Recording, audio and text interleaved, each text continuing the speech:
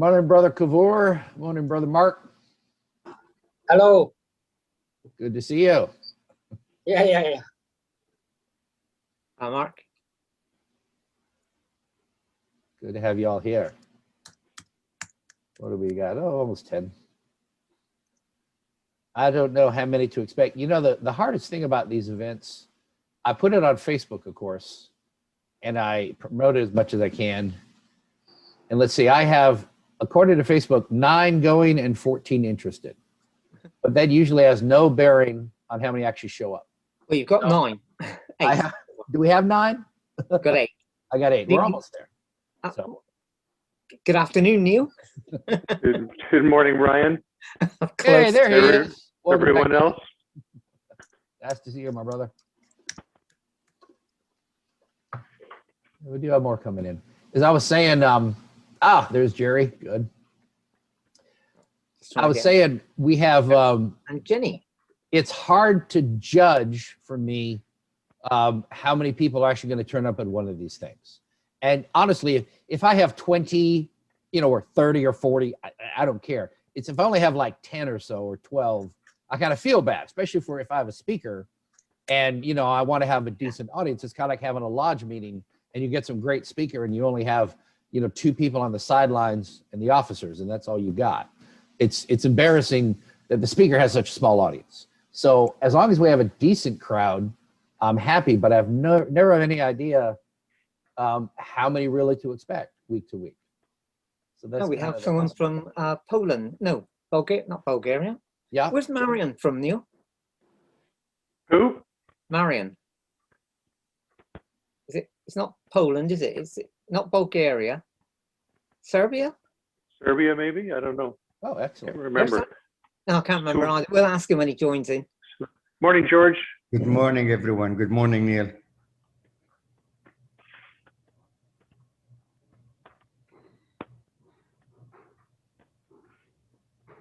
George, it's good to see you, brother. This is my second Zoom of the day. Excellent. It's good going, mate. Brother Jerry. And it's 10 o'clock Eastern time. Yes. Brother Jerry, good to see you. Need you to unmute.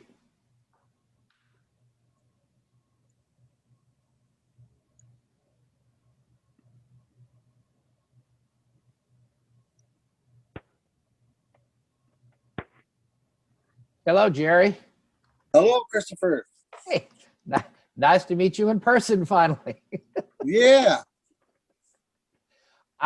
For everybody else, Jerry and I have known each other on Facebook for at least 3 or 4 years, maybe longer. And he's the one who actually gave me the idea.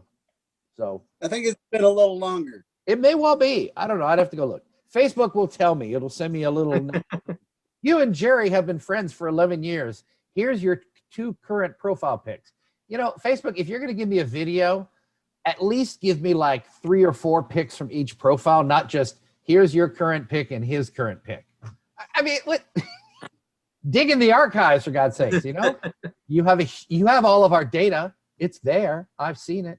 Go and dig some out. But anyway, yeah, I don't know how long I've been friends with someone unless Facebook tells me. Usually it's like 8, 9 years. But anywho, I'm glad Jerry's here. He was he gave me the idea.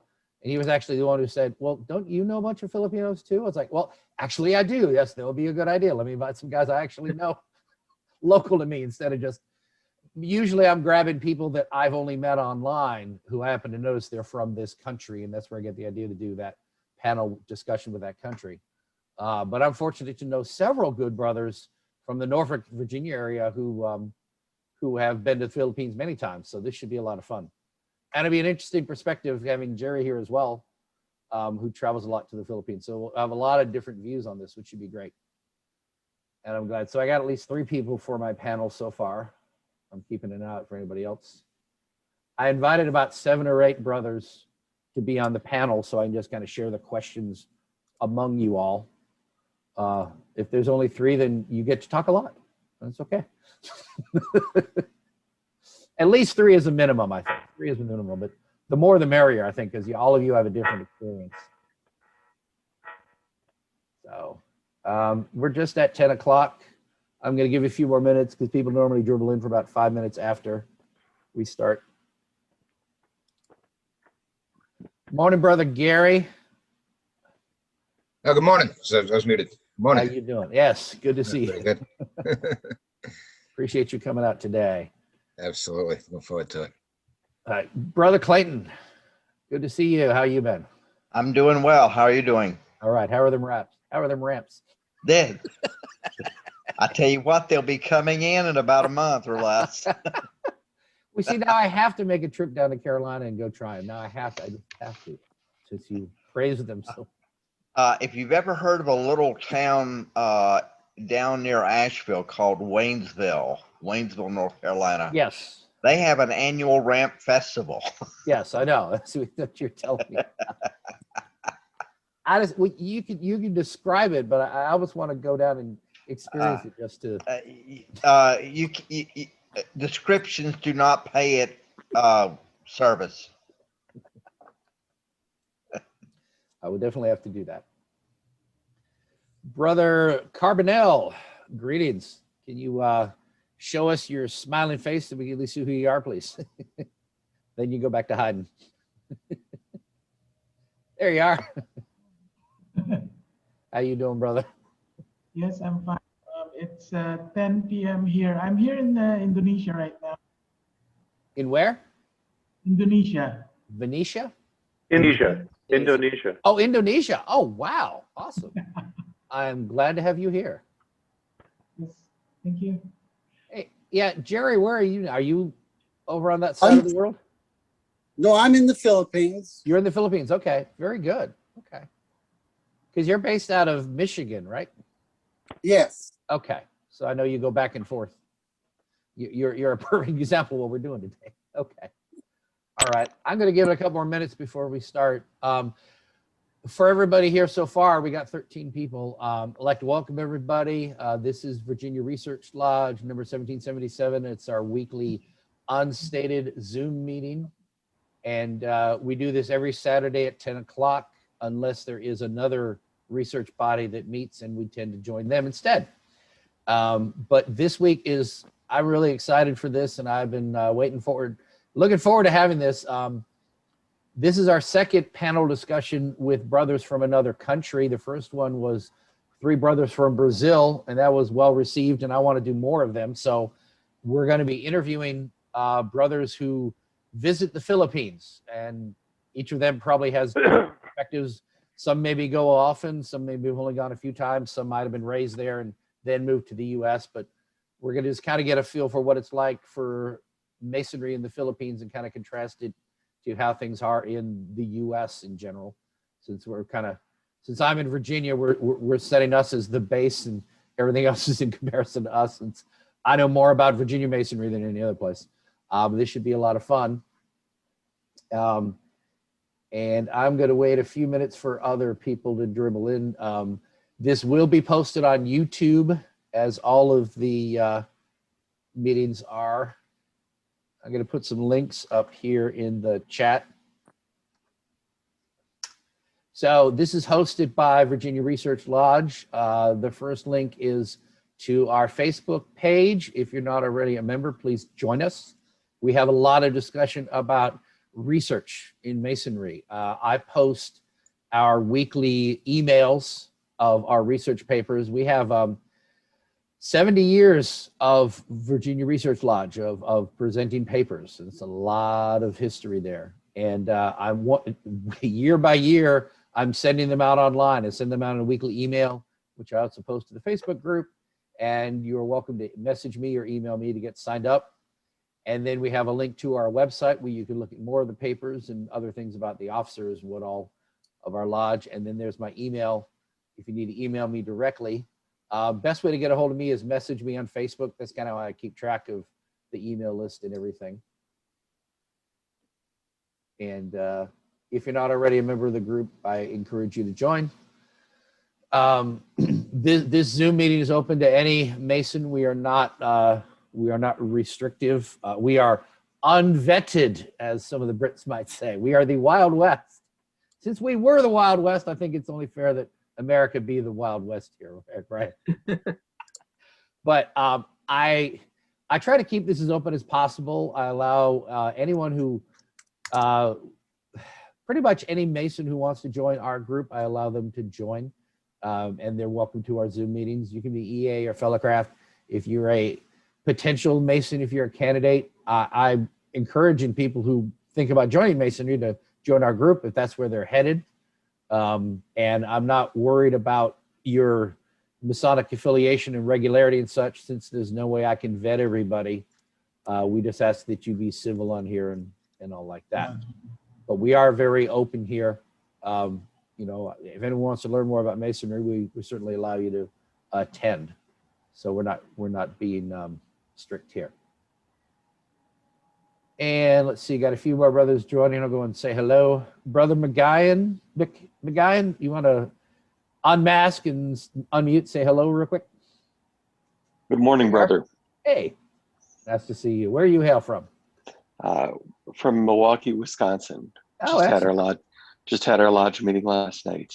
Oh, very good. My lodge And, had a meet and greet last night too. It was great. Jim, is that why you have the cleary eyes in the just woke up look? Yes. Oh no, Good meeting last night. my wife is in the other room, and it appears that we have company. Ah, And yes, I did just wake up. nothing wrong with that. Lovely. Good to see you again, Brian. And you, Jim? Brother Loy, would you like to say hello? Hi, my name is Loy. I'm from Malaysia, Oh, excellent. Glad to have Kuala you. Lumpur, Malaysia. I am a Blue Lodge of a Scottish Constitution, and I'm also the Scottish Rite of the Southern Jurisdiction Valley of Taipei. Wow. Well, we are both in the same Scottish Rite. That's awesome. Yeah, okay, Good to have you here. great. But as you know, Malaysia is far away. Yes. You're as far away as our topic today, I think. Yeah. It's 11 o'clock night now in Malaysia. Well, we appreciate you staying up. Yep. Try to see and listen what is going on, especially with this COVID-19. We have so much things to lock on, and a lot of receiving a lot of new things. Yeah. Yep. We appreciate you being here. Yeah. Hello, Brother Clark. Nice to see you again. Hi, Christopher. Nice to see you, brother. I recognize everyone's your well. painting. What's your background there? That's Dunfermline Abbey in Fife, Scotland. Excellent. That is the resting place of the heart of Robert the Bruce, and also William Shaw and the statutes. Oh, wow. For statutes. Very cool. Good afternoon, Nobby. Good afternoon, Brian. Oh. Good afternoon, Jim McGuigan. Good afternoon. They all know you. Well, I think it's morning probably wherever you lot are. Yeah, it's Love 10 to meet a.m. Brian. here, so This morning here, to the we're good friends from we meet in the 9 o'clock toast. The Scottish 9 o'clock toast is at 3 o'clock in the afternoon for us here in Wisconsin. right. And then a couple of the brethren from Scotland have joined my 9 o'clock toast, but it's 3 o'clock in the morning there. Wow. That's dedication. Oh, so since I have most of you here, most of you are regulars here. I've been asked to host a brother who is. I thought he was in the UK, but the fellow setting it up is in the UK, and he's actually in Michigan, I think. But point is, he wants to talk about Jewish alchemy, and he is an observant Jew, so he can't do anything on a Saturday. He offered to record it, and we could play it, but I really think it'd be more useful to actually have question and answers. Those of you who are regulars, we had a brother speak about alchemy and compared it to the Master Mason's degree. It was very interesting. So I'm following in that line. But the point is, since he can't attend on a Saturday at any time, I was looking for another time to have us. We'll still have our Saturday meeting that week, but I'm thinking either Sunday evening or afternoon or Friday afternoon. And I want to make sure I'm accommodating to my British brothers, so I don't want to have it too late. But I was thinking probably like a Friday afternoon around 4, which would make it like 9 o'clock. You might find that you can't do, Christopher, you might find you can't do it Friday afternoon either because Sabbath starts at dusk. It does start at sundown, yes. So I'm going to clarify. But the brother I talked to, I haven't spoken with the speaker. I've spoken with, I guess, his agent, I guess, Brian. Who are the fellows you put me in touch with? He's been coordinating with me. And he said, Is that Martin Folks? No. No. No, I can't remember his name at the moment, but it's not Martin. The fella, well, I'll tell y'all. Let's see. Chris, Matthew Evans is the agent. It's Justin Sledge, and he spoke on their Esoterica channel. Matt Evans's lodge hosts, but he said that Friday afternoon was fine. The problem with that time is that, as you say, it's 9 o'clock in the evening over here, which means that most of the Masons can be involved, or a lot of them could be involved in Zoom meetings already. I'm thinking of Lobby, for instance, he's going to be doing 9 o'clock toast. Well, my whole life, Brian, is Zoom meetings. Well, let me just ask, since I've got the British fellas here, what is the best time for you? Obviously, I don't think for my American friends, I could have a 10 a.m. Friday meeting, much as I'd like to, and just leave work. Sorry, I've got a more important Zoom meeting to go to. It's got to be early afternoon or evening. So what works better for you all? Most of our lectures, I guess, start about 7:30ish. That would be a weird time over your end, wouldn't it? Yeah. What about? That'll be about 2ish. Yeah, I think 4 is the earliest I think we could do it. Right. So I want to make sure you all can participate if I can, because I want to get good questions and answers. And I count on my British brothers to fill out my Zoom meetings here. So I want to make sure I accommodate y'all. It's 7 hours. It's 7 hours to Israel. So but no one's in Israel. Isn't that where the speaker's from? No. The speaker's in Michigan. He's on U.S. time. Oh, okay. He's in Eastern time. That's fine then. It's just that he can't meet on Saturday. Yeah. So yes, I don't have to worry about accommodate actual Jews in actual Israel. They can watch it on delay. I mean, the whole point is I can meet with him anytime, but I really want to get questions from the group because we got a lot with the other alchemist brother. So let me ask then, would Sunday afternoon be better? I mean, I could do it earlier in the day, Sunday, but what works for you all? What's funny is none of the Christians seem to have a problem with meeting on Sunday. That's what's kind of funny. Well, over here the churches are closed. Well, that's true. So our Zoom services, our services are on Zoom as well at the moment, and they're sort of 10 o'clock in the morning, so that's no problem. 10 o'clock our time, which is about 5 o'clock your time. Right. No, I think it'll probably be like, I mean, I could even do an early afternoon on a Sunday, like on a 12 or 1 or something on a Sunday. And then it'd be 6 for you all. I guess about noon Sunday might be a better option. Yeah. That interferes with the Salparaldi lectures. So they start at 4. Right. Your time and run to when? Yeah, 4 our time. Well, yeah. Is it our time or is that Central European time? Central European, I think it was. Yeah, it's 4 Central European. These time zones get bloody confusing. So when do they end your time? About 6. Okay. So if I have it at 1 or 2 on Sunday afternoon, it's like 6 or 7 your time. Yeah. Yeah. Go for it. I mean, I only care honestly about the fellas in this room right here because you, Brian, Neil, Robert, mostly, a couple other ones, George. You guys are my regulars, so I want to make sure y'all can be here. So like a Sunday, like around 1 or 2 works for y'all. Yeah. 6 or 7 your time. Okay, good. All right. Well, that's what I shoot for. Probably in like 2 weeks or something.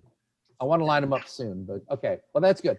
You know, I mean, I'm not sure what I'm going to do when this all ends because I haven't seen so many people in my house since I've been on the Zoom. It's true. Okay, well, we got about 20 people. All right, well, that's what I'm going to go for then. this 10 o'clock Saturday has worked well for absolutely everybody so far, except for this speaker.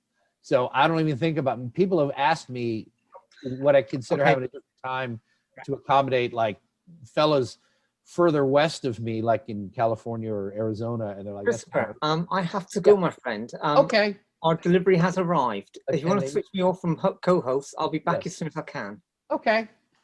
See you later. Appreciate it. Thank you for coming out. Thank you.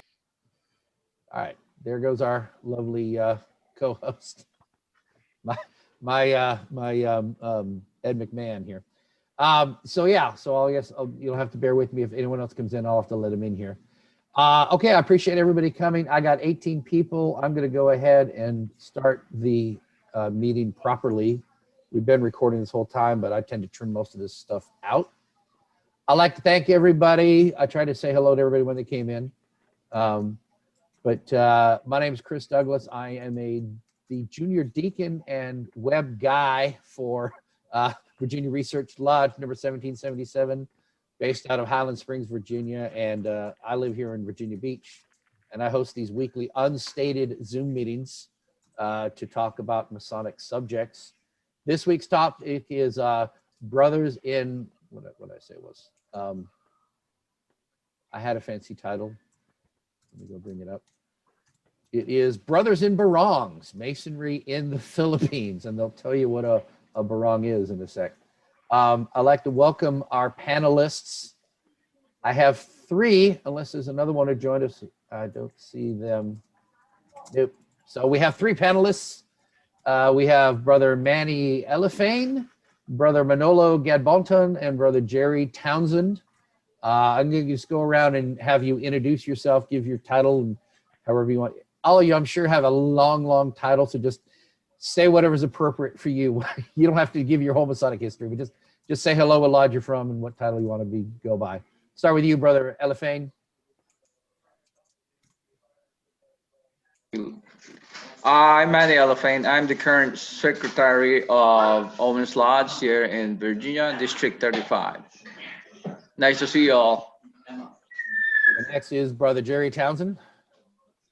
Jerry Townsend from Valenia Marcellus Lodge 227. Past master from Michigan. KYCH. I belong just about, you name it, I probably belong to it. Thank you. And you're currently in the Philippines. I am. All right. And finally, Brother Manolo Gadbonton. Hi, good morning. I'm Manolo Gadbonton, a past master from Victory Daylight Lodge. I was a California Mason and transferred to Virginia Beach, and currently a dual member of a Philippine Lodge, Most Worshipful Roberto Pagotan Memorial Lodge in Las Piñas. Excellent. Okay. So all of you have something in common. You all have attended lodge in the Philippines. Have you not? All right, I assume all of you have. So, Brother Manny, you were raised here in the U.S.? You need to unmute. Unmute, Manny. Unmute. Okay. Yeah, I was raised here in Virginia, 1984. Okay. But you've attended lodge in the Philippines. I haven't. I tried, but you haven't? when I was there, but it was closed, unfortunately. Okay. They were dark when I came over and visit. Oh, okay. Well then, all right. I don't know if you'll be able to answer any questions. If you think you can answer a question, chime in. How about that then? Okay. All right. And Brother Jerry, what's your history with the Philippines? Actually, I've been to a lot of different lodges here in the Philippines. And also attended York Rite, Scottish Rite, Red Cross of Constantine, Rosicrucians, had Masonic degrees. But the Blue Lodge was quite different. I was really surprised. Yep. We're similar in a lot of ways and different. Well, I'm gonna ask questions and we'll dive into that. But you were raised here in the U.S. You were raised in Michigan. I was raised in Michigan. Okay. All right. 1956. Okay. And Brother Manolo. Yes, sir. You were raised in California, you said? Yes, Gemini 825. Now it's now defunct, and they merged with Hayward Lodge. Okay. All right. So we'll just go around here with the questions. Brother Manny, what is the name of the Grand Lodge in the Philippines? And is there one Grand Lodge for all of the Philippines? The Grand Lodge of the Philippines, I think they have a clandestine lodge to the other lodge that I can't remember. I'm not following that so close. I only had the chance to involve with it if some of the brothers from Virginia have affiliation with the other Grand Lodge that's not recognized, then I have to do action with it. Okay. And what's the name? It's the Grand Lodge of the Philippines, correct? Is it AF and AM or? It's F and AM. F and AM. Okay. And Brother Jerry, do you know how many lodges are there under the Grand Lodge? There's quite a few, but there's like 4 different Grand Lodges here. There's 4. Okay. Yeah. Well, explain that. Well, there's one that's clandestine. Okay. But which back in 2006 or whatever, they got in a big argument, so they formed their own Grand Lodge, and they took it back in the early 1900s. There was a few different Grand Lodges until they all got organized and merged with the one Grand Lodge. Okay. Well, one did not. And the other one that did, they took that title back, but it's not legit because there is no surviving members. GLP, Lodge of the Philippines, is what's recognized. Right. IGLPI, which is the clandestine lodge, is not recognized. And then there's another one. Actually, they still meet, but they're not recognized. And it's from Spain. They got their title. Right. And then we have a Scottish lodge here under the Grand Lodge of Scotland. Really? One? Yes. One Scottish? What? Yeah, there's only one Scottish lodge in the Philippines. That's in right. Manila. Pearl de Orient, I believe it is. Yeah. Pearl Oriental, and they meet. In fact, a buddy of mine happens to be worship master right now of that lodge. Interesting. And most of all the members are Filipinos. Right. Well, Filipinos in kilts. All right. Yes. Actually, they wear barongs. Right. Does a barong go with a kilt? I don't know. Would you have? I've never seen the Filipinos in the kilt. No, I would think all that wool would be a bit hot for the climate, I think. You wouldn't wear a polyester kilt. Brother Manolo, is the Grand Master of the Philippines elected every year? Yes. Yes, sir. Yes. Okay. They'll be doing it now in the near future, a few weeks from now. Okay. So how are their Grand Lodge officers different from, say, Virginia? Do they have the same? I think they have more. More elected ones? I'm just talking about no, not elected ones, but appointed ones. Okay.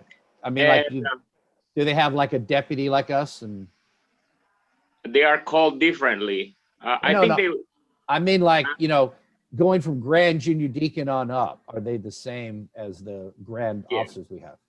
I believe so. Okay. Because I've wondered, because not everybody calls them, not everyone has a deputy Grand Master, where they call them something different. If I may add some more. Go ahead.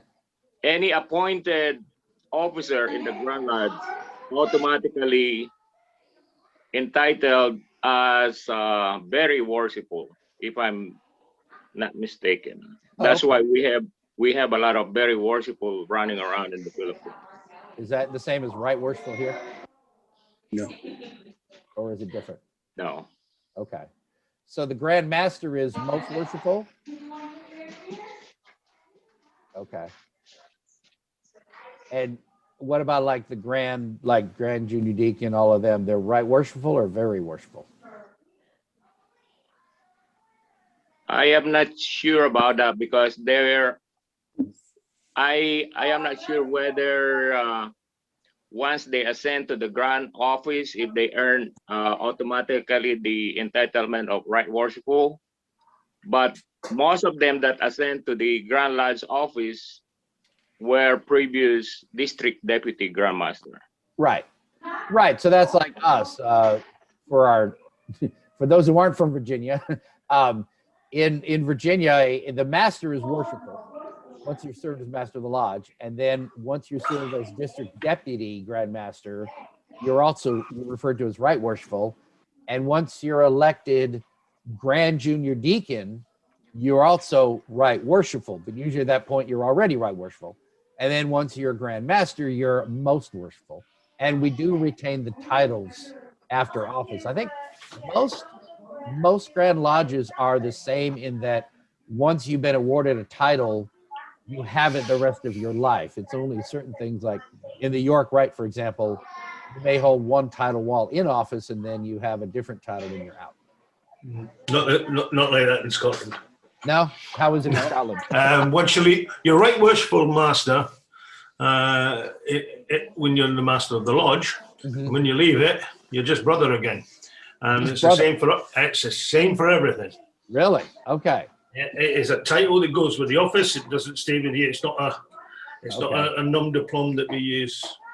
Right. The Pearl de Orient in Manila was 1907. It was chartered, and it's part of the District Grand Lodge of the Far East, where the District Grand Master is in Hong Kong, and he looks after Hong Kong, Korea, and Japan.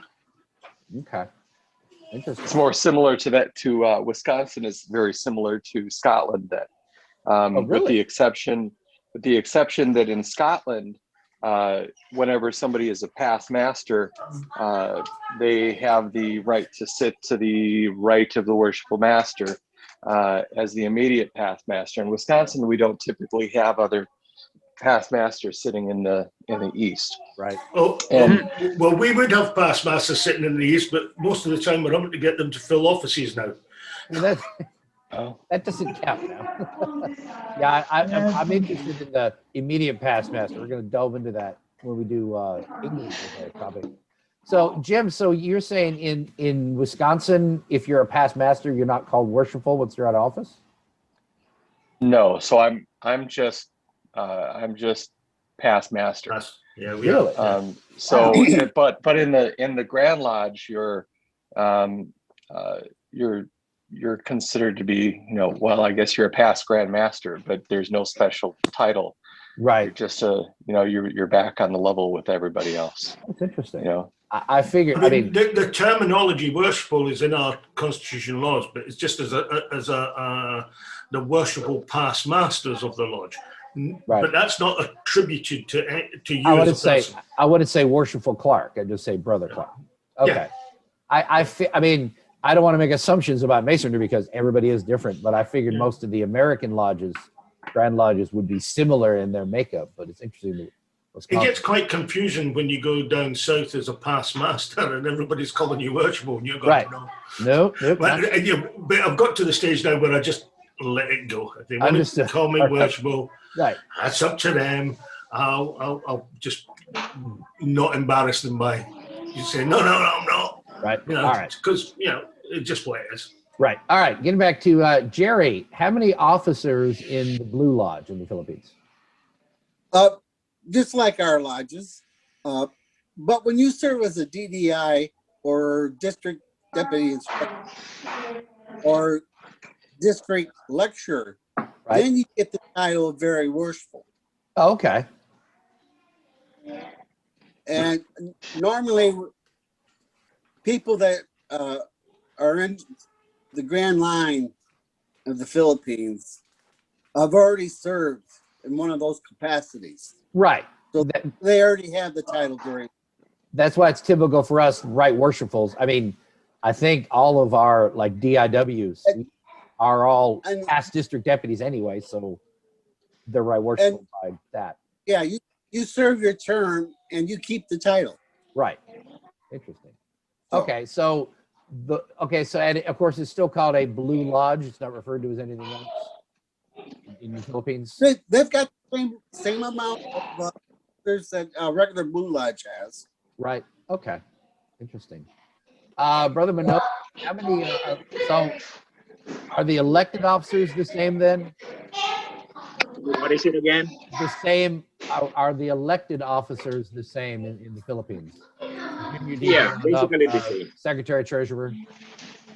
Are the secretary and the treasurer typically elected like ours, where usually a past master and usually for multiple years in a row?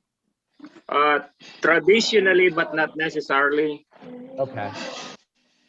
Because of course that's very typical for us. It's rare. I don't know that I've ever seen someone who is not a past master serve as secretary or treasurer in any Virginia lodge. Have you? I've never. Yes. It's what right now. The last year, the secretary of Naomi, 87, he's not a past master. Really? Yeah, he's been a secretary for about 3 years, 4 years. That's interesting. Yeah. That is the exception, though. Oh yeah. Okay. Yeah. I was the secretary when I was the senior warden. I was secretary when I was master, and I'm still secretary. Well, that's one thing you can't be. You can't have two offices in Virginia. Well, I'm only acting. You can only be acting. Yeah. Right. So, Jerry, can the worshipful master serve more than one term, or is it typically 1 year and out? Like it's usually one year and out. Okay. All right. But if the lodge is in trouble, yeah, they can serve 2 years, then out. Right. Well, I'm saying typically. I mean, obviously we have exceptions here in Virginia. We like, well, this year, for example, in a lot of lodges, in Virginia Research Lodge, for one, everybody stayed in office because of COVID. We didn't get to have an annual, and the grand officers stayed in line because they didn't get to do everything they wanted in 2020. But this year is certainly, of course, an exception to the norm. So normally everybody progresses 1 year at a time. Yeah, it's usually normal 1 year. Right. Okay. And Brother Manolo, how many do you belong to a lodge in the Philippines, or you just attend one? Yeah, I do. What lodge is it? It used to be Pagkakaisa Lodge 282, and when the past Grand Master passed away, they named it after him, Most Worshipful Roberto Pagotan. Okay. We knew him when he visited with the entourage of Most Worshipful. Wow, I got a memory lapse. The then Grand Master who hailed from Bacolod City. He was a judge. Mm-hmm. Okay. So how many members in that lodge? Wow, I don't know the exact number, but we have a lot, mostly military people, and mostly military, police, and the prison people that manage prison, just like here, the jail. Deputies and all? Guards? Yeah. Okay. Yeah. So as far as like, well, so average attendance at a meeting would be how many? How many people showing up? Around 30 to 50. Okay. That's good. At least in my lodge. Okay. So better well, I'd say better than us, but I've been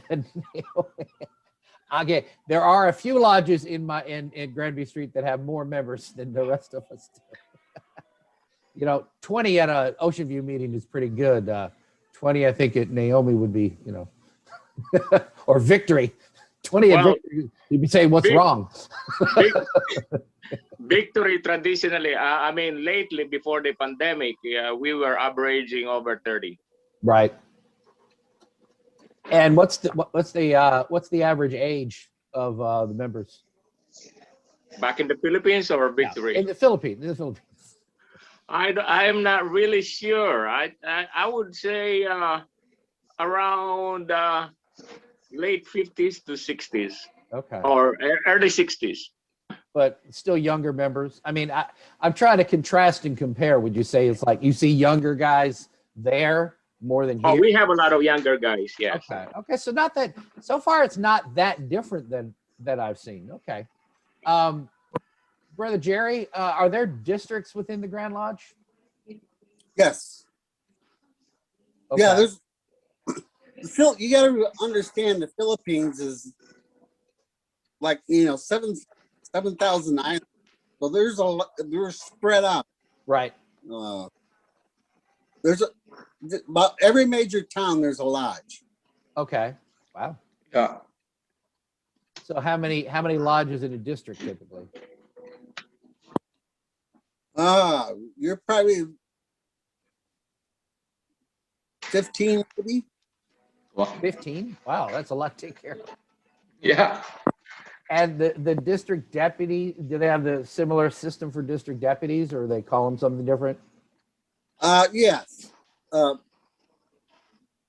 DDI, and they also have a lecture, district. Right. Okay. Lecture.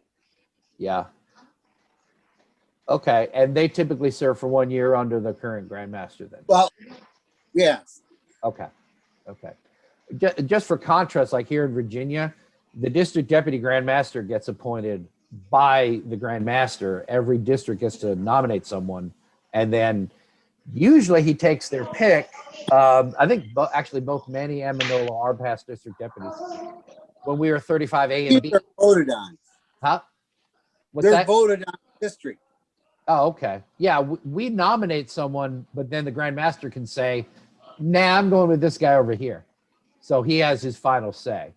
But the DIWs and the district instructors of work and district educational officers are appointed, and they tend to serve for multiple years.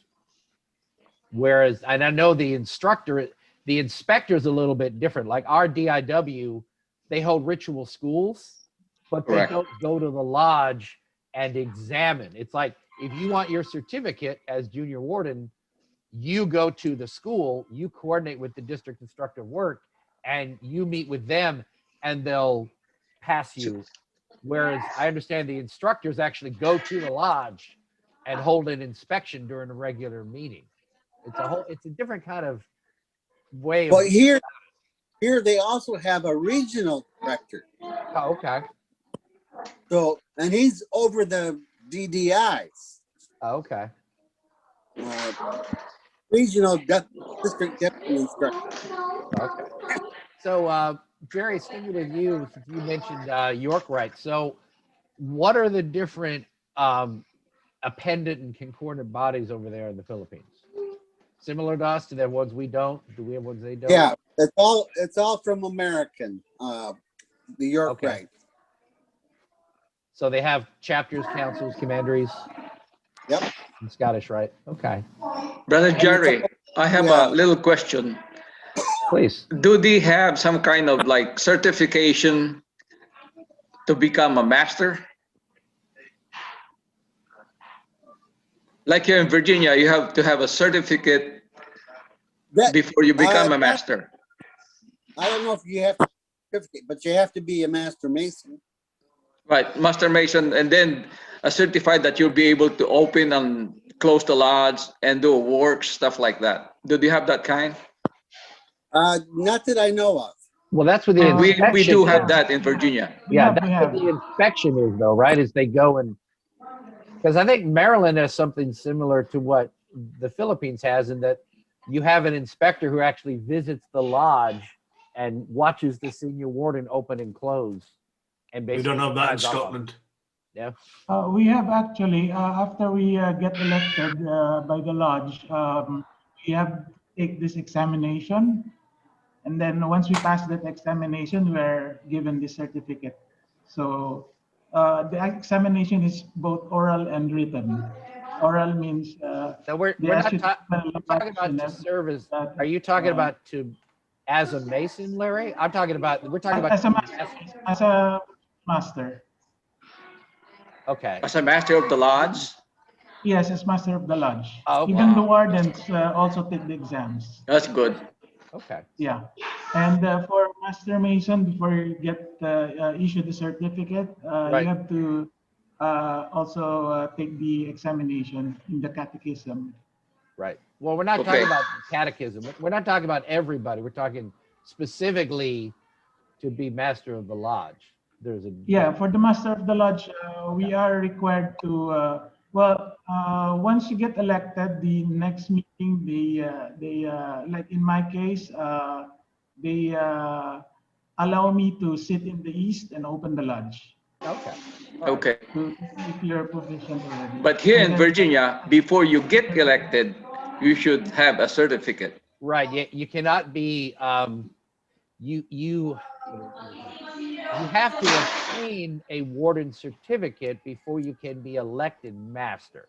You Correct. Get it as well. If a lodge is running on all cylinders, the junior warden gets his certificate his year, so that way it's out of the way. I've seen some junior wardens get a certificate in November before because they took a while to get it. We have that also. That's good. We don't do that in Scotland. Right. Okay. Brothers, I'm sorry. I want to really kind of focus more on specifically what the Philippines is. I don't want to necessarily have every single Grand Lodge chime in, but I appreciate it. Try to stay on topic, but I do appreciate everybody coming in. Jerry, I just want to finish up on the appendant bodies. Is there any appendant body that's in the Philippines that isn't anywhere else? Or that isn't common in America? They don't have Night Masons here yet. Okay. I'm a member of Night Masons also. Right. But they don't have anything. You've had General Grand Chapter, General Grand Council, Compass.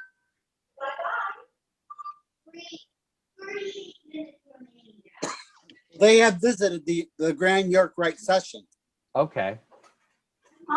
Cool. So Manolo, what are the dues in the Philippines? Pardon? What is it?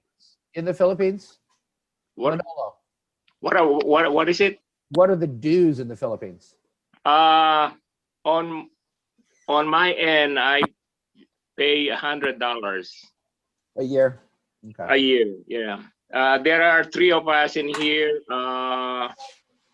Right Worshipful Austria and Brother Di Maano. So I coordinate their dues, and it's time of the year that I'm actually delayed for 2 months now. I got to pay them. Oh, same idea.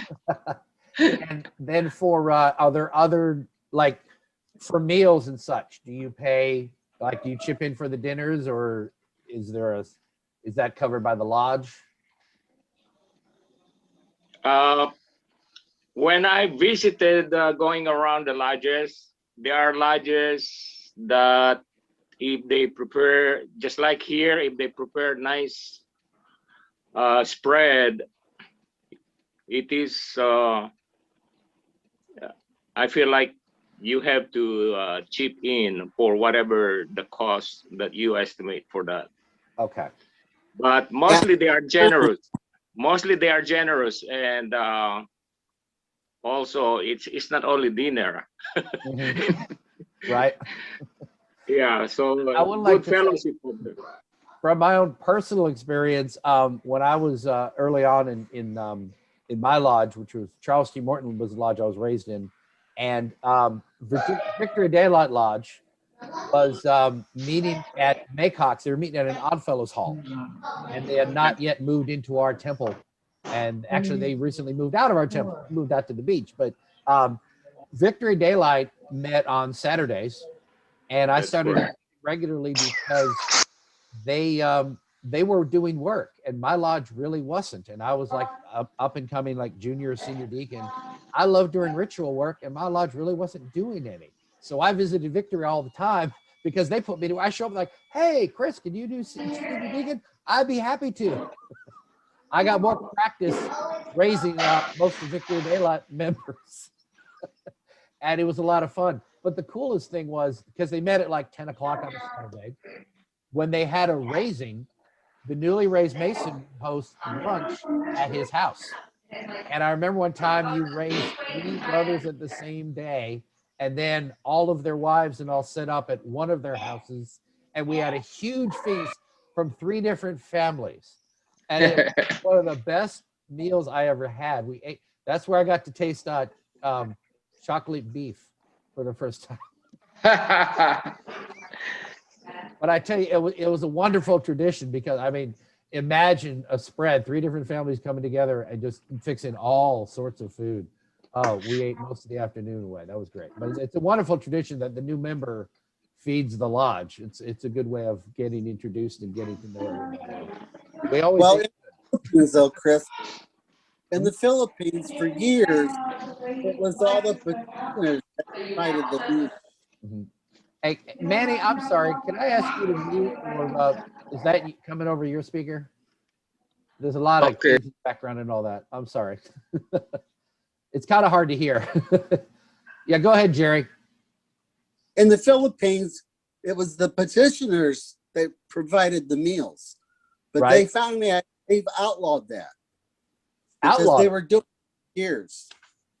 Oh wow! And there was one lodge that wasn't allowing anybody in, and they kept having the petitioners keep, you know, providing the meals and meals. Oh, you had to, you mean you weren't even voted on, you just had to provide the food and you never got in. Oh, that's just wrong. No, that's really wrong. They finally, I believe, outlawed that. Okay. So the petitioners can no longer provide the meals. Okay. Yeah, I think that's definitely taking advantage of somebody. In my lodge, they usually include the cost for the dinner in the annual dues. So we just come there and the meals are already prepared. And sometimes if the worshipful master is kind of rich, so he pays for the dinner. Okay. Hey, Brother Larry, is there a Grand Lodge of Malaysia, or are you under another Grand Lodge? Oh, no, I'm a past master here. I'm past master in the Philippines, and I live in here in Indonesia for the past 10 years now. Oh, okay. So I'm sorry. Just after I became a master, I moved in here in Jakarta. Okay, well, thank you. I was wondering why you were cutting. It's like, but we're not talking about Malaysia. Why does Larry keep talking? Oh, good. Okay, well then, good. We'll ask you questions too. I didn't realize you were a Filipino Mason or from Filipino Lodge. I'm sorry. Yes. There's another one here, a friend of mine. His name is Alvin. He's also a past master in the Philippines. Who's that? There's another one here in the group, Thomas Alvin de las Alas. Oh, okay. He's also a past master here. I just joined a couple of minutes ago. Oh, okay. Oh, well, greetings, Brother Thomas. Oh, I'm sorry. Yeah. Well, yes, I'd be happy to add you into the discussion then. That's great, because the more the merrier. So what lodge you belong to, Thomas? My mother lodge is Daet, Masonic Lodge number 247. Excellent. Okay. All right. So, well, let's start with you then, Thomas. How would you dress for lodge in the Philippines? Is there a standard dress? The typical white barong, of course. Right. And black slacks, black shoes. No. And is that everyone? Did the officers dress differently? No, it's a mandatory Masonic attire for us here in this jurisdiction. So, but everybody wears it, not just the officers. I mean, everyone attending would dress that way. Everybody who is a Master Mason who intends to enter the lodge and partake of the state meeting is required to wear white barong, black pants, black shoes, black leather shoes. Excellent. That's a strict protocol for us. Okay. Brother Jerry, so are degree nights the same as like here, where you would, do you ever do degrees at a stated, or do you have a called communication for? A lot of times they'll, during their stated meeting, say they usually meet at 2 p.m. Mm-hmm. Well, if they have a degree, they'll do that in the morning, Okay. the same day. And a lot of times it's on a Saturday. So they'll start it with the breakfast and then go in and do the degree work. But strange, in the States where I'm from, we've got a lot of different people that become Masons, you know. Right. Our local pig farmer and the butcher and the doctor, lawyer, whatever.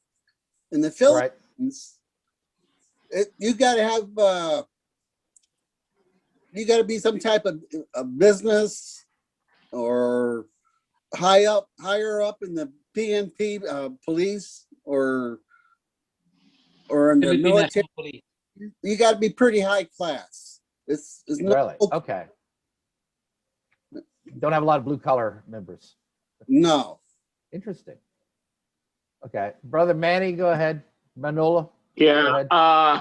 If I may interject, Please. The main reason it becomes that way or it's perceived that way is the cost that goes along with getting involved with Freemasonry. As it was noted earlier, before they banned the lavish preparation for the food and the expenses, most people that I knew, they spend anywhere from 100,000 to 150,000 to become a Master Mason. Pesos. Oh, yeah. Yeah, put that in dollars. You're freaking me out here. That's about 100,000 is a little over $2,000. About $2,000. Okay. And the waiting period to even process as a petitioner is anywhere from 1 year to 2 years in waiting. Right. And you are serving the lodge. You have to be there. You're gonna do all the chores. Right. I don't know now that I haven't been there for the last 3 years. I think it has changed already. That has also been outlawed. Okay. Okay. Thank you. They don't allow that anymore. Strictly speaking, if you would really follow the edict of the Grandmaster. Okay. That's interesting. Okay. Brother Thomas, since we're on you, so you have do you open all of your meetings on, like, say do you have a regular stated meeting at a scheduled time each month?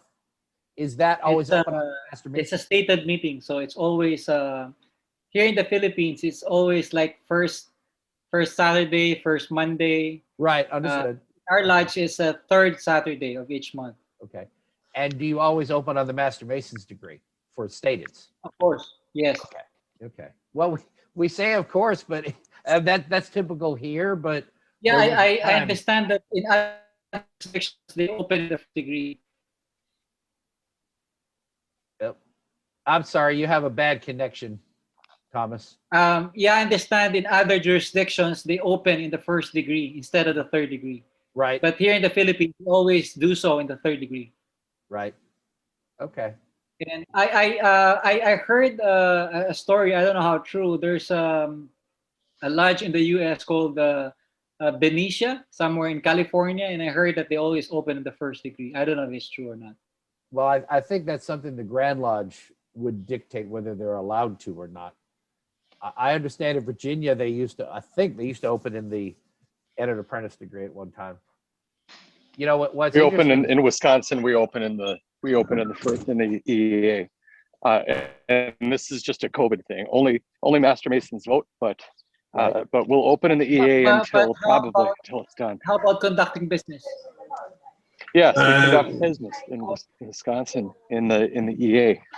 Okay. Conduct business in the first. Yeah, we do in Scotland. All right.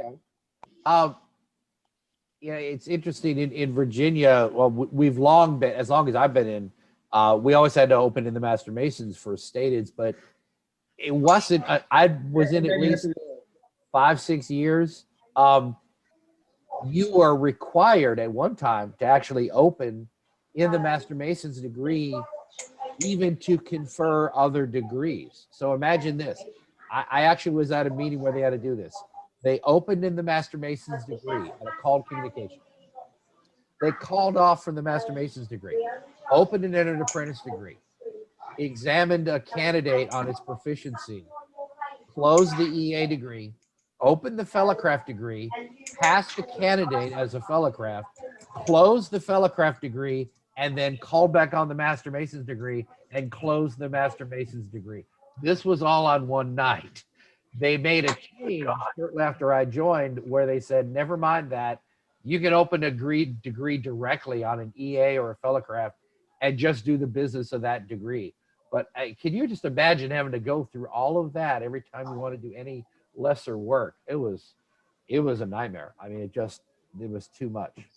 So, in Michigan, we could open and close by sign. Right.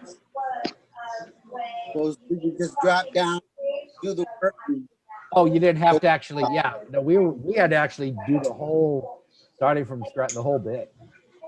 So Jerry, most worshipful Jerry, I just want to say that we're friends in Facebook, and I love your posts.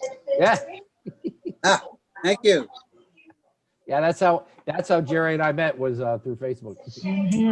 So Jerry, are the lectures in the Philippines the same then in each degree as be typical for American lodges? The lectures after each degree? It's pretty much the same. Okay. The only thing's a little bit different. Our ritual from Michigan is a lot like New York. Because that's where we got our charter from, New York. In the Philippines, they pass from the east to west and back again, the substitute word. Right. Now, we do not do that in Michigan. And their Tyler is already outside the door, where ours is inside the door before the master calls them to the east and blah, blah, blah, blah, and here's your implement. But in the Philippines, they do that. Right. He's already out. The master doesn't even acknowledge him. So it's a little different. Okay. But they still have the lectures like we have. Oh, all the lectures is pretty much the same. Okay. How do you say the substitute for the master's word? Do you does one party say the first syllable and the other one says it, or the senior warden says it all? We don't say that.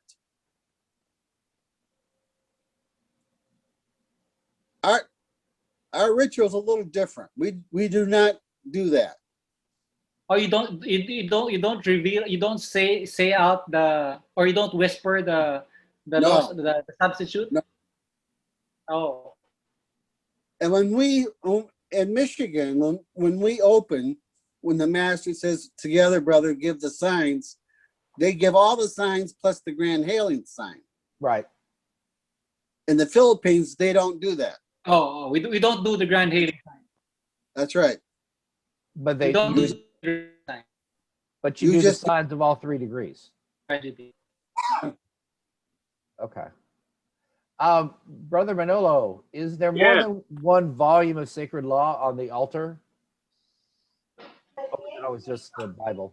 I haven't had the pleasure to attend any conferral other than Christian, so I wouldn't know. But maybe our Thomas or yes, if there's a member who belongs to another religion, then that's his VSL is included in the altar. Especially when, for example, if there's someone who's a Muslim who wants to be initiated, then the Quran is on the altar, and that's where his obligation. So just for their degree. But they buy the book that is open. I'm sorry? The Holy Bible is the book that's open. The Right. Quran also on the altar, but it's not open. Okay. Yes, it's closed. Interesting. Okay. Well, which book did they put their hand on?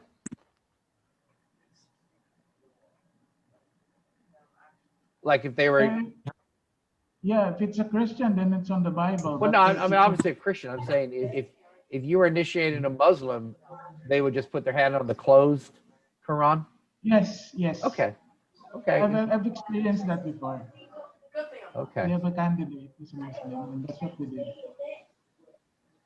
Christopher, I've got a question. Yes, sir. Yeah, would the ritual and most of the workings in the Philippines not be similar to California, because that's who formed the Grand Lodge? Yes. Yes, yes. More than likely, yes. Yes, most likely, because the mother Grand Lodge of the Philippines is California. Yeah. Right.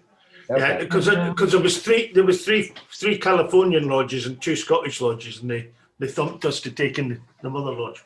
Right. Yes, before. yes. Before there were 3 lodges chartered by the Grand Lodge of California, which formed the Grand Lodge of the Philippine Islands. Yeah. And then and then one of the lodge of Scotland joined the GLPI. Yeah, And then Cebu. later on, yes, Cebu Lodge. Yeah. Yes. Yeah, Cebu Lodge. Yeah. All right, brother Manolo, you had your hand up. Yeah, I was gonna say that what they have said that the Philippine got their thing from California, Right. and it's pretty much patterned from California rituals. Okay. Philippines, Hawaii, and then after that, Japan got theirs from the Philippines. So it's all influenced by California Masonry.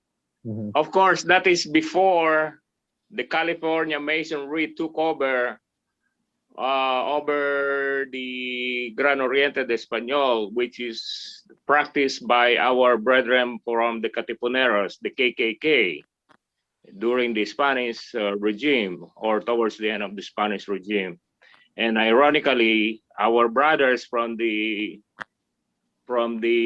Spanish jurisdiction got overtaken by the California, and they became, I guess we could call them clandestine or not recognized anymore. I don't know if there are any remnants of the Spanish Masonry.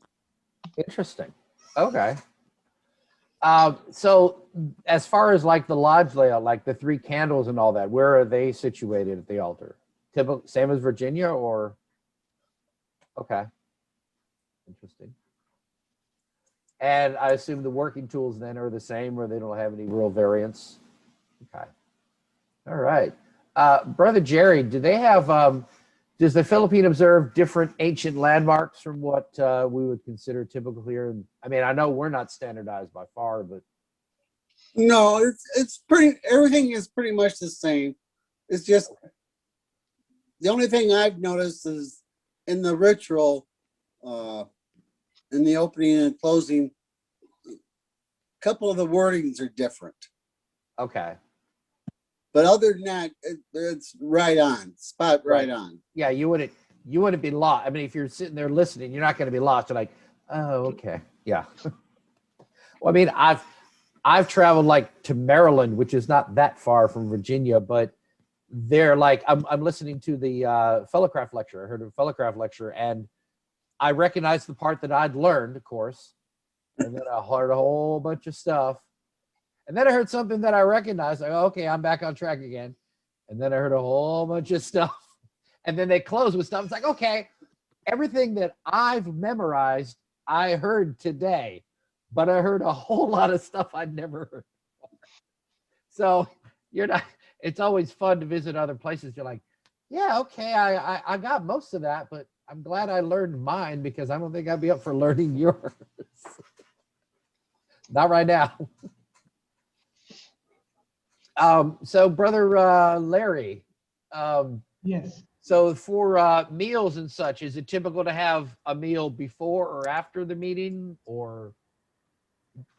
Well, there are some lodges. In my lodge, it's like there's a snack before the lodge meeting, and then there's a dinner after the lodge meeting. Okay. And sometimes if there's a racing, it's actually a feast. Right. I've seen that too. Lots Okay. of food, like a big party or something. Yep. That well, normally in like I've attended some lodges in the UK and also in France, and we usually pay for the dinner. Right. So, but we don't do that in the Philippines. If you're a visitor, it's all free. Just come in, and everything will be taken care of. Right. Okay. Very good. Brother Thomas, do you have like social occasions outside of lodge? Do you have like social events that the lodge sponsors?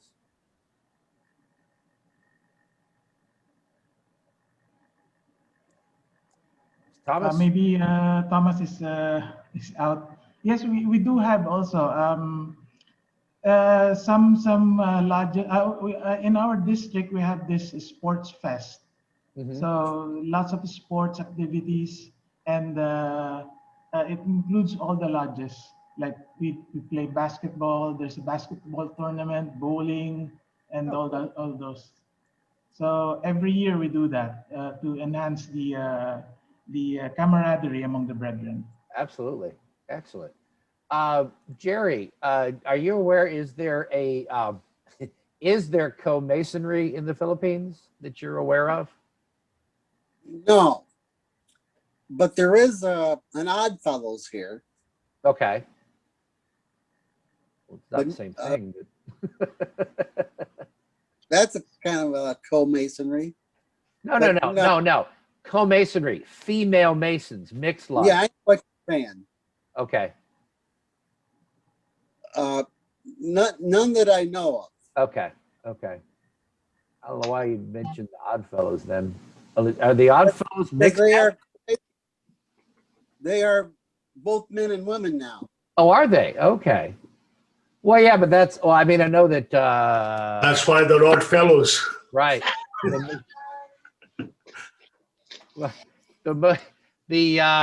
know that the Moose mixed. They became the Moose family, or whatever it is. Several other bodies that were primarily men they've made the decision as a nationwide body to admit women. I had a good friend of mine who served as my chaplain when I was master the first time, a fellow named Cecil Spires. He used to tell me this joke that he said, fellow wanted to go and join some, fraternal body. He didn't care what. And he went down to the Catholics and he said, I want to join this Knights of Columbus. And they said, well, what church do you belong to? And he says, oh, I belong to, First Methodist Church of, whatever right here. And they, oh, whoa. No. You have to be a Catholic if you want to join the Knights. And he says, oh, okay. And he goes down to the Masons and he says, I want to join the Masons. And they say, well, sure, what church you belong to? He says, oh, I belong to our Blessed Lady Sepulchre of the Faith over here. And they say, whoa. You can't be a Catholic and be a Mason. And he says, wow, well, I want to join the Knights, but they said I had to be a Catholic. And I want to join the Masons, and they said I had to be a Protestant. I'm a sorry son of a bitch. Oh, well, you can join the Moose. They're right down the street.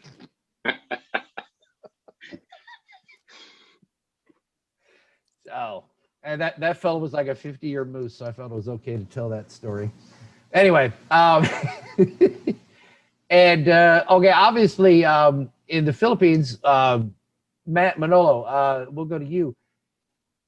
Are men of every race and religion welcome in the Philippines? Do they have any of the issues we've had, or is it pretty much all are welcome? There really isn't. Is there any kind of discrimination that traditionally, or? As far as I know, we are pretty much open. Okay. Interesting. Okay. It seems like America seems to be the one place that had the biggest problem with that throughout history. I mean, I know our history better than others, but we're supposed to be any man of any faith, any race, any whatever, but it seems like American Masonry kind of fell short on that issue, but at least we're trying to correct it now. I guess we can say that, right? And are the meetings held? Man, stick with you, Manolo, since you're up. What language are the language? Yeah, is the degree work done in English and Tagalog in a mix, or what? English. It's all in English. Yeah. The one that I attended to, I don't know about Brother Jerry and other the couple of brethren from in Indonesia right now.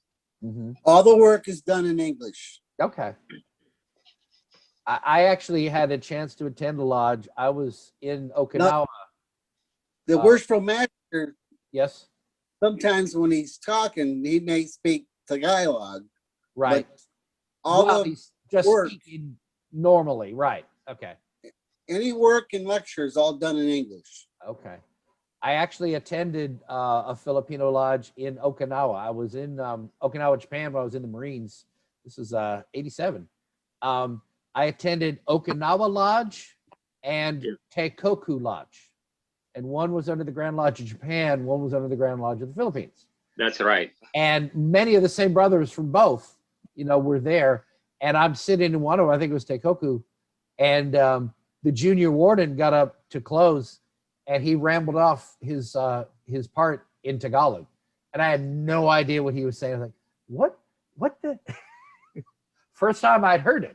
I'd heard plenty of Japanese. I'd been over there like 6 months, but first time I heard Tagalog was the junior warden. I don't know why. He's like, English. What is he saying?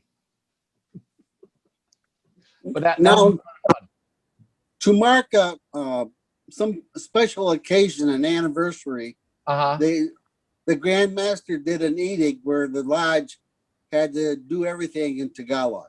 Okay. The opening, every August we do that. Yeah. That's interesting. Okay. Now the important questions here, Jerry, do they have cigar smoking after lodge?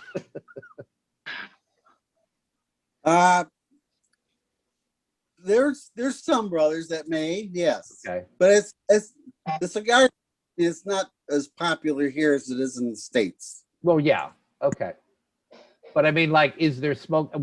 Was there a time when they used to be able to smoke in the lodge rooms, or I'm sure by now that's all. No, not in the room.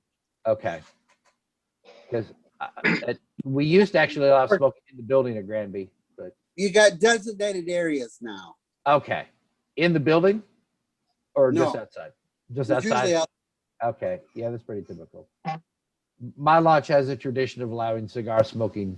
It's what makes us stand out. So we have our man cave where we do our cigar smoking.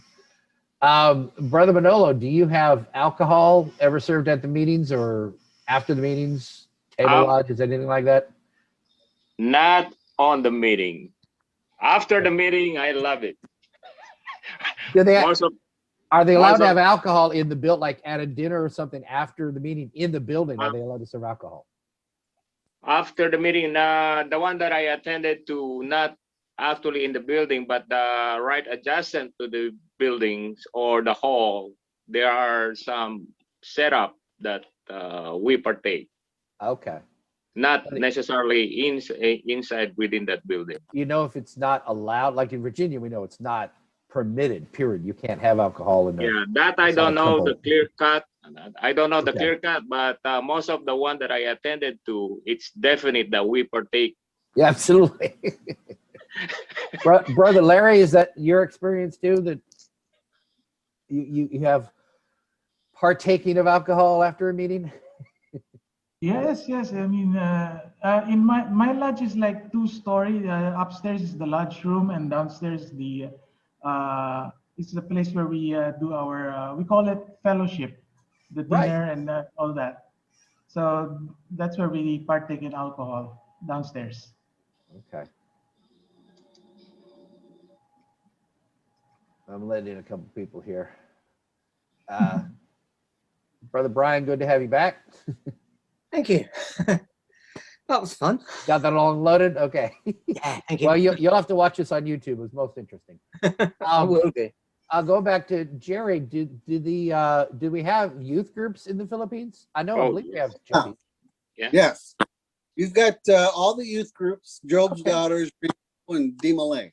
Okay. DMOA is real strong. Yep. Okay, very good. Yep. I know. I remember reading something about Filipino DMOA, so that's good to hear. Brother Manolo, what is the primary charity? Does the Grand Lodge have a primary charity? Do they collect for it, or?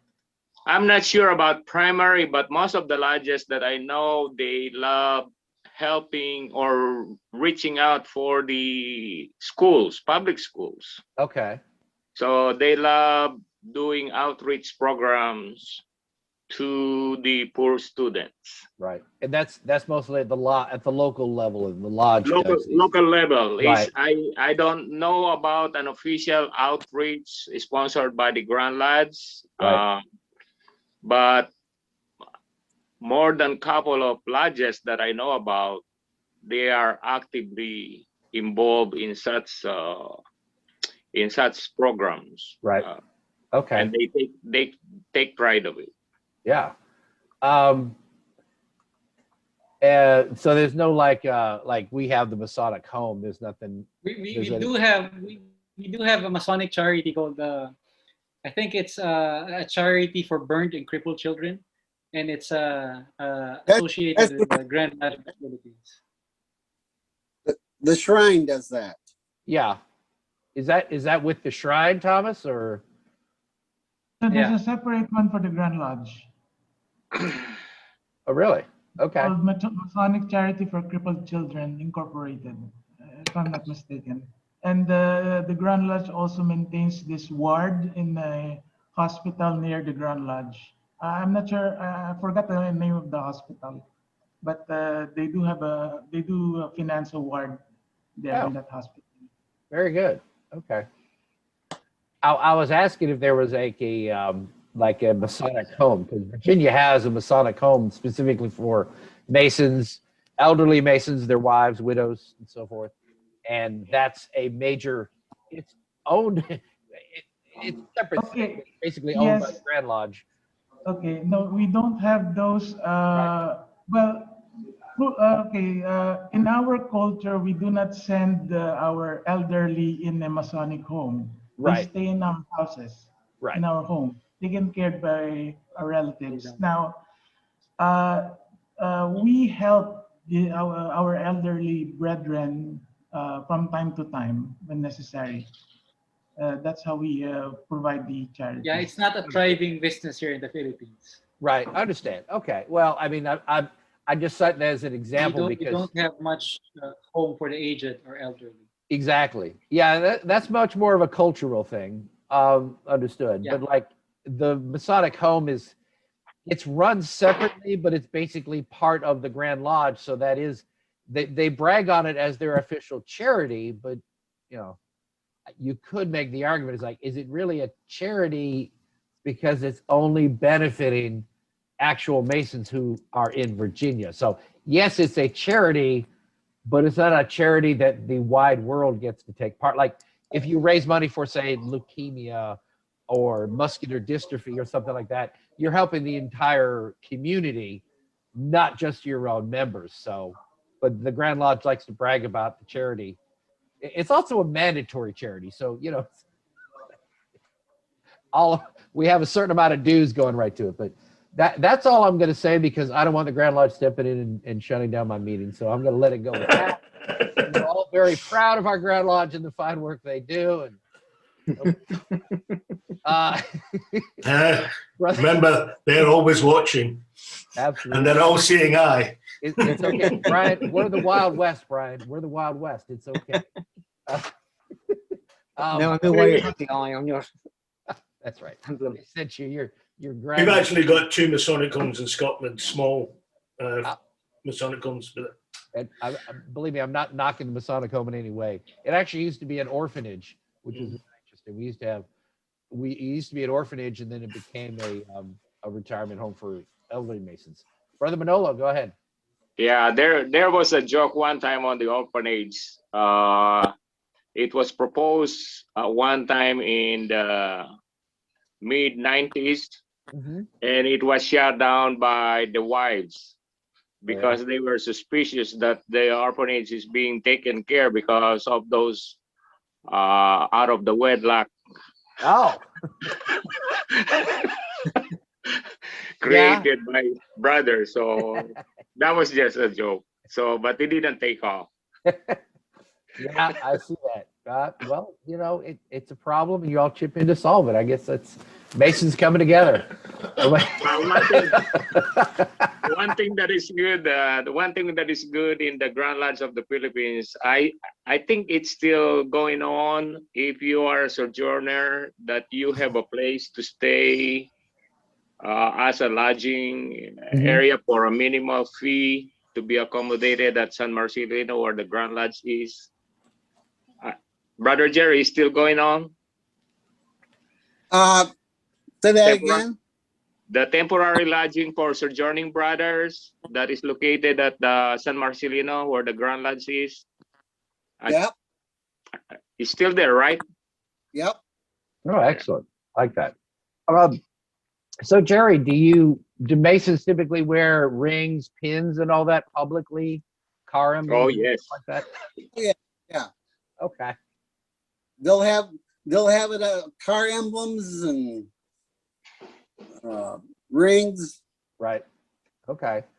Are the buildings clearly marked as Masonic lodges, as temples? Yeah. Okay. Yes. It sounds pretty typical. I'm asking, and I'm sorry if anyone thinks these are like dumb questions, but honestly, I find that I don't want to assume anything. It does appear that the Filipino Masons are very, very similar in their structure to U.S. Masonry, but I always ask because you'd be surprised. You ask a question assuming, well, they're just like this, and then it's like, well, no, we don't do that in the slightest. That's why I'm asking. So if anyone's wondering, because most of the time, most of these questions will come back as yes, yes, yes. So any prominent leaders, Jerry, like political officials, people that are well known outside of Masonry that are active in the lodge? You have congressmen and senators. Okay. That are members of the Masonic fraternity. Okay. And once in a while, they'll go up to a meeting. Oh, that's good.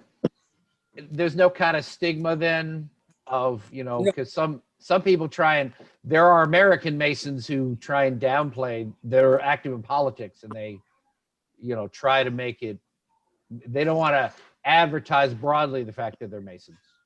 It's sort of like you have to be a dead president to let people know you're a Mason. Well, yeah, they don't advertise it so.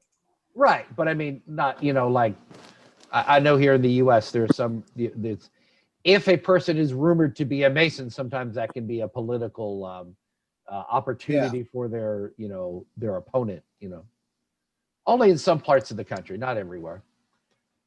So obviously, Manolo, you're allowed to affiliate with other lodges.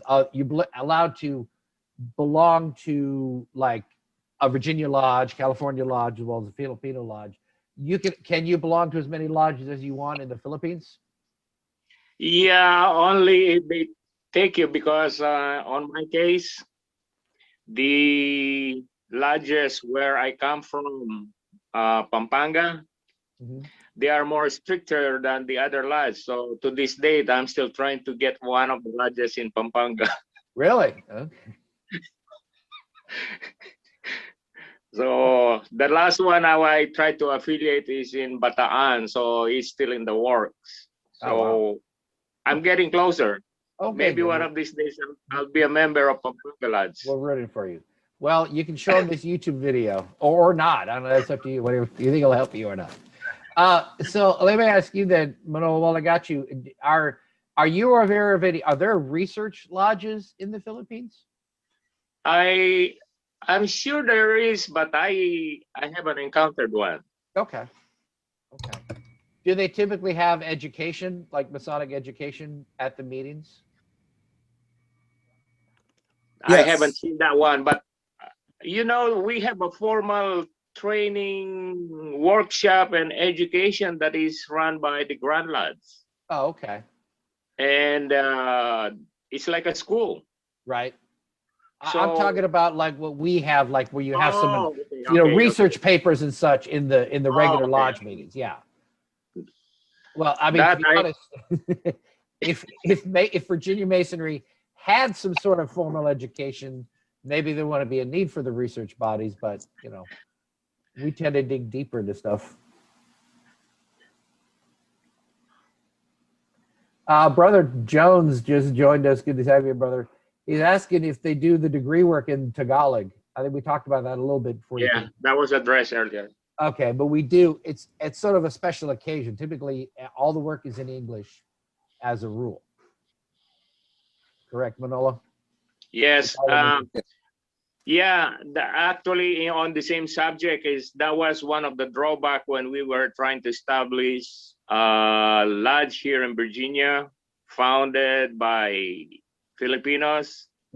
It worked against us because there was a misinformation that these are bunch of Filipinos trying to establish a Filipino lodge, which was wrong.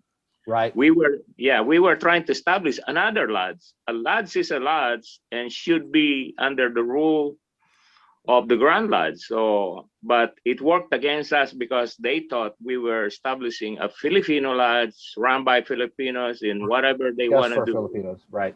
Yeah, that was a wrong information, and it never took off. Right. Well, I want to say I've never felt more welcome than in the lodges in Norfolk that are now, I'll say predominantly Filipino. You guys definitely make me feel at home, and I never eat better than when I go visit Joe. So you're doing something right. Plus, you're the only ones that are growing. So obviously, you're doing something right because you're bringing in members left and right.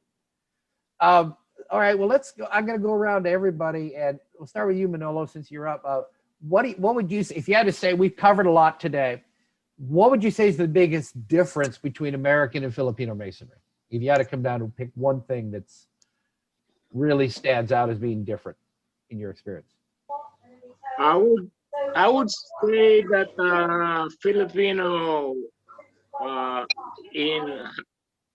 it's more cordial per se from my standpoint. There's an openness. I don't know why, because maybe I'm Filipino, but of course, me being Filipino, there's an instantaneous spark of cordiality when you go there. But from a different standpoint, from the American, it's still the same. I noticed that the brethren are more cordial when they have a visitor. They are very accommodating, especially coming from other places. Like when I was in Manila, there was a group from Singapore that came over. And then there's another group from Taiwan that came over. And they all congregated into this lodge, and the host lodge were very cordial to them. Right. Okay. All right. Brother Jerry, what would you say is the biggest difference in your experience between American and Filipino Masonry? Masonic funeral. Oh, really? In what way? Yes. Just the way they do it? Everybody wears a white apron. You don't wear a past master's apron or your lodge apron, officer's apron. Everybody's in a white apron and white gloves. Okay. Well, that's typical here in Virginia. The only exception is I think the master and the chaplain. Supposedly, the lodge officers are supposed to wear their officer's apron, but virtually everybody else wears a white apron. You're saying everyone wears a white apron in the ceremony? Yep. Okay. All right. Brother Larry, you still with us? What's the biggest difference between American and Filipino Masonry? I haven't actually attended any American lodges, but I do have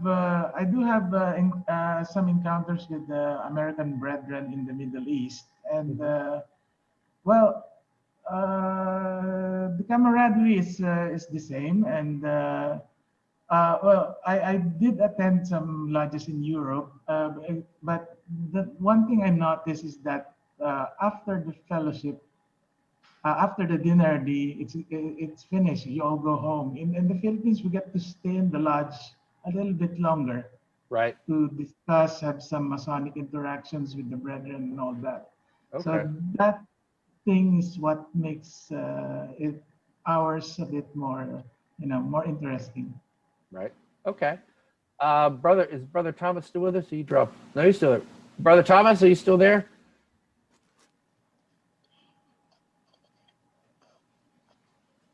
Brother Thomas?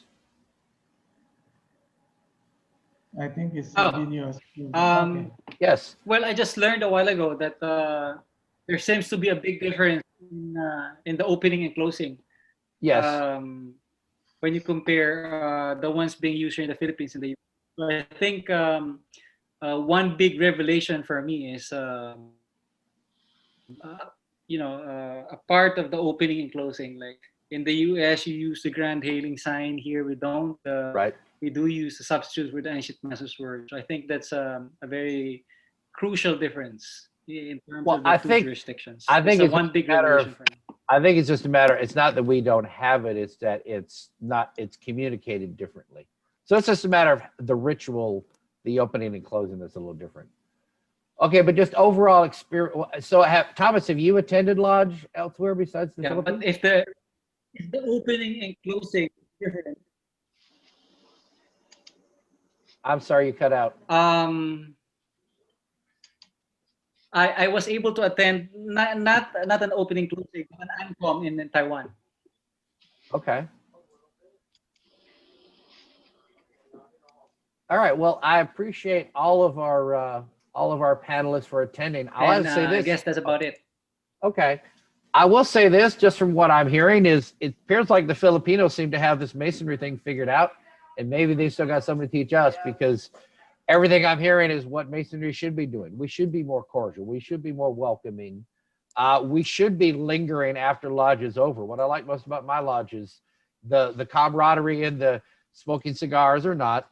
After the lodge, I've been there till 11 o'clock at night. I've been there till 1 in the morning after an annual, because we have brothers who haven't been there all year and they come out for the annual. So, that's what we all should be doing as Masons. We need to be spending more time together, more time like this, where we're just talking and chatting, having interactions with each other. That's what Masonry is about. So I want to thank all the members of my panel for participating today. I really appreciate it, especially the ones who weren't even planned, who were willing to join in and answer questions. This has been great. I hope everybody's enjoyed it. Anybody on the floor, if anybody has any questions, anything I haven't touched on that you want to ask our panel before we close? Yeah, I'm sorry, brothers. I'm super late. When was the Grand Lodge of Philippines, if I'm not speaking in error, when was it established? Yes, it was established in 1912 by 3 lodges chartered by the Grand Lodge of California. Nice, nice. Thank you. Any other questions? It's not a question, but another trivia. Please. So when the Americans took over, the Grand Lodge or the Grand Master, up to, I think, Manuel L. Quezon, President Manuel L. Quezon, they were all Anglo. And then right after Manuel Quezon, or it started at Manuel Quezon, then they started with the Filipino. So there was a time frame that it's all Americans that are presiding as Grand Master. Okay, if I may add, that was in 1917 when there were lodges before the Grand Lodge of the Philippines was established. There were already. I would think there had to be. What's the oldest lodge in the Philippines? Yes, they were under the Grand Orient, Spanish Grand Orient, and then they fused, they merged, and then in 1917. So 27 lodges of the Filipino lodges merged with the Grand Lodge of the Philippines. And then beginning 1917, there was a gentleman's agreement between the Americans and the Filipinos. Up until the 1970s, the Grand Masters are alternating. For example, this year would be American, next year it's Filipino, and so on. It continued on until 1970s when there weren't enough Americans to occupy the Oriental chair. So that's Well, how it went. I think Jerry's available now. Just kidding, Jerry. I know you're busy. So do we know what's the earliest lodge chartered in the Philippines? Okay. The first lodge, it was before Filipinos were not allowed to join, only the Europeans, the Spanish. There was even a British lodge there before.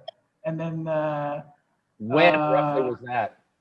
Earliest is like 1860s. Okay. Or something. Wow. Yeah. Interesting. 1860s. And then the Spanish Grand Orient began accepting Filipinos starting 1890s. Okay. And they established a regional Grand Lodge in the Philippines until it became like 27 lodges. And then when the Americans came, the Americans established their own lodges under the Grand Lodge of California. There was even a Prince Hall Lodge before in Nebraska. I'm not sure if there's still one. There was a Prince Hall Grand Lodge under the Prince Hall Grand Lodge of Washington that was established in the 1990s. I'm not sure if it's still active, but they used to attend our annual communications. I heard something about that. Yeah, that Washington State had a lodge out there. Brother Manolo?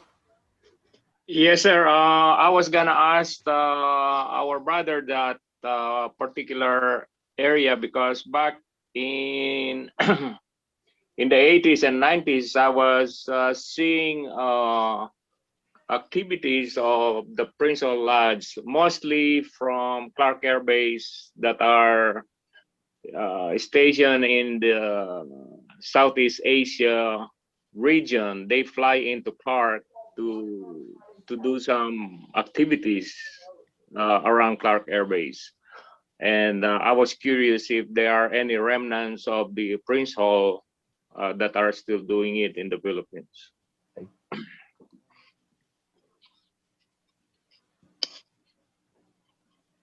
Yeah, to be honest, I'm not sure, man. I would have to do some research into it.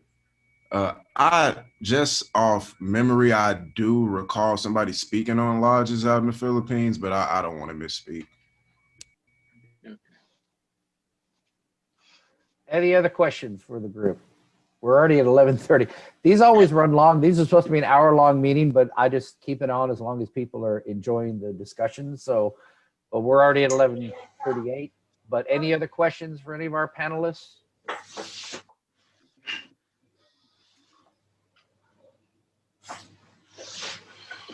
Now's your chance.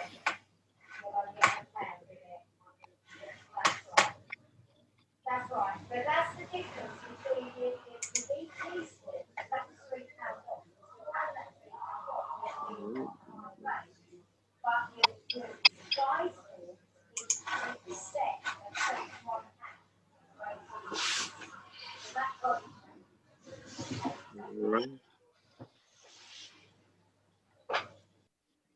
Yep. I guess there's no more questions. Any brother, anything to offer before we close out? Any of our panelists got anything else they want to close with, or any other brother want to offer anything? Let me say this before I call in everybody. Next Saturday, March 6th, I'm very pleased to announce that Brother Moises Gomez, many of y'all are active on Facebook, have seen him, Team Badger. He speaks all over the place. He'll be speaking on Freemasonry in Cuba, Revolution, Independence, and Democracy is the name of his topic. I've known Brother Gomez on Facebook for years, and he gets to travel all over the world, literally. He even talks about Masonry, so I was very happy I was able to grab him for our little session here. So I hope y'all can come out next Saturday and join us. If you have the address for this meeting, it doesn't change. So if you can just bookmark the tiny URL that I put out, I'm going to go and put it in the chat. Well, you should have it in your invites, but I have, it's basically, it's a recurring meeting. So I made it a tiny URL, which means you can bookmark that. And let me make sure I send it to everyone. So y'all can bookmark that if you like. It'll be on the group page as well. But I hope if all of y'all come out and attend next week, I want to have a good crowd for Brother Gomez. It should be an interesting talk. So any brother, anything to offer? So I'm going to put in the chat a link to our YouTube channel. Lodge Upper Karachi has had 51 lockdown lectures. All of them are on our YouTube channel. We'll be celebrating our 52nd next Tuesday. We have one every week. But our lodge are research. So if anybody wants to look in and see the lectures, they're all about an hour long. They all got a question and answer session. So, yeah, if they have any questions, you can always come back to Lodge Upper Karachi. Excellent. Thank you. By the way, thank you to everyone. That was an excellent afternoon. Yeah, we appreciate you being here, Brother Clark. Again, thank you to all our participants. I keep offering the floor, and who wants to speak up besides Brother Clark? So please, anybody else want to say anything? Brother Elephant, we appreciate you being here. Oh, thanks everyone. My first time to be on the site, so I thank you for the opportunity. Oh, you're more than welcome to come back. I'm sorry, I naturally assumed all of you were frequent flyers, so maybe you learned a little bit along with the rest of us. Sure. But this has been a great experience.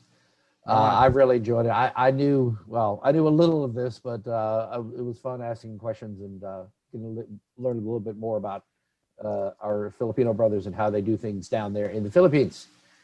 Any brother, anything else to offer before I wrap this up?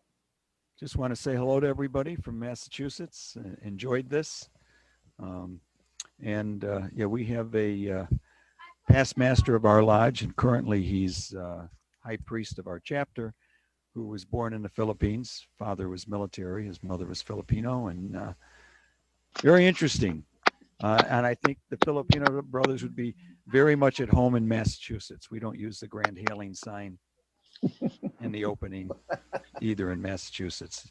In Massachusetts, we used to have to do all business on a 3rd degree, and a few years ago that changed, so we can now do business on any degree. But when I joined, all business was done, the district deputy was received, everything had to be on the 3rd degree. But that's no longer the case in Massachusetts. Right. I got to get ready. We're doing a 1st degree in a neighboring lodge. I'm in Western Mass in Amherst, home of University of Massachusetts. But I'm going down to Holyoke to do the lectures, or one of the lectures for the entered apprentice degree this afternoon. So under COVID restrictions. So, right. Hello to everybody. I hope you have a great day or evening. Robert, we have a Robert Clark here in Western Mass. It used to be the active for Scottish Rite some years ago. So Bob Clark. It's a familiar name to me, but you look a little different. And all of you, great day. And thank you, Chris, for having this set up. All right. Appreciate it, Chris. Anybody else, anything to offer? Okay, thank you all for coming out. We'll see you all next Saturday. This will be, Brother Davis, we all just waving? That's fine. Okay. No one else has anything. Thank you all for coming. Thanks again to our panel, and we'll do this every Saturday at 10 for the foreseeable future. We do have, I think, March 20th, I'll be hosting Virginia Research Chapter. Royal Arch Chapter will have a meeting, and I will be the guest speaker. So I'd ask you all to join that. I will promote it on our group. So we won't be meeting on the 20th, but I hope you all come out for that. But barring that, we meet every Saturday unless there's another research body meeting at the same time. And I try to court them and take people with me to their meetings. So look forward to see you all every Saturday when you all can make it. So thanks everybody. Join our group. Message me or email me to sign up for our weekly papers. And thank you all for coming out.